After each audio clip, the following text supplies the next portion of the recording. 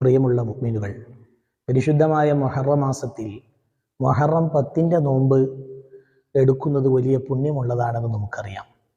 മുത്തുനബി സല്ലല്ലാഹു അലൈഹി വസല്ലമ തങ്ങൾ മുഹറം 10 മാത്രം നോമ്പ് ചുരുക്കരുത്, അത് യഹൂദികളോട് സാദൃശ്യമാകും, അതുകൊണ്ട് തന്നെ 9 കൂടെ എടുക്കണം എന്ന് പ്രത്യേക അറിയിപ്പ് തന്നിട്ടുണ്ട്.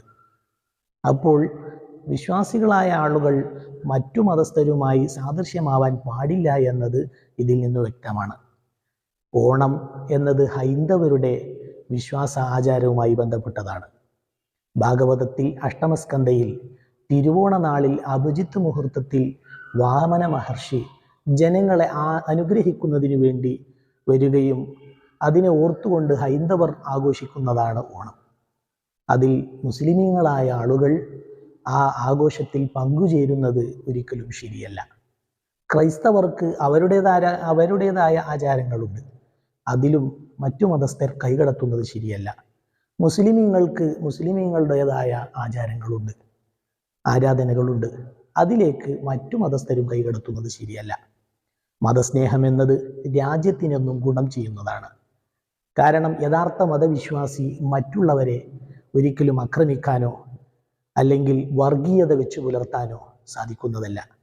പരിശുദ്ധമായ ഖുർആൻ പഠിപ്പിച്ചതാണ്, ലാ തസുബ്ബുല്ലദീന യദ്ഉന മിൻ ദൂനില്ലാഹ്, അല്ലാഹു അല്ലാത്തവരെ ആരാധിക്കുന്നവരെ നിങ്ങൾ ചീത്ത വിളിക്കാൻ പോവേണ്ടതില്ല.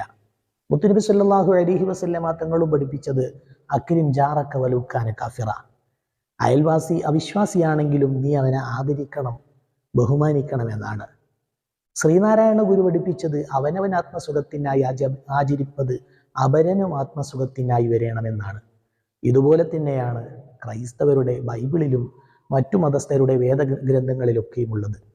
അപ്പോൾ മതസ്നേഹം എന്നത് ഒരിക്കലും വർഗീയത വെച്ച് പുലർത്തുന്നതല്ല. മതസ്നേഹത്തെ നമുക്ക് പ്രോത്സാഹിപ്പിക്കാം. മതവർഗീയത നടിക്കുന്ന, മതഭ്രാന്ത് കാണിക്കുന്നവരെ നമ്മൾ ഏതു മതത്തിലാണെങ്കിലും അംഗീകരിക്കുകയും ചെയ്യരുത്. നല്ല ജീവിതത്തിനും നല്ല കാര്യങ്ങൾക്കും എന്നും കൈകോർക്കാം.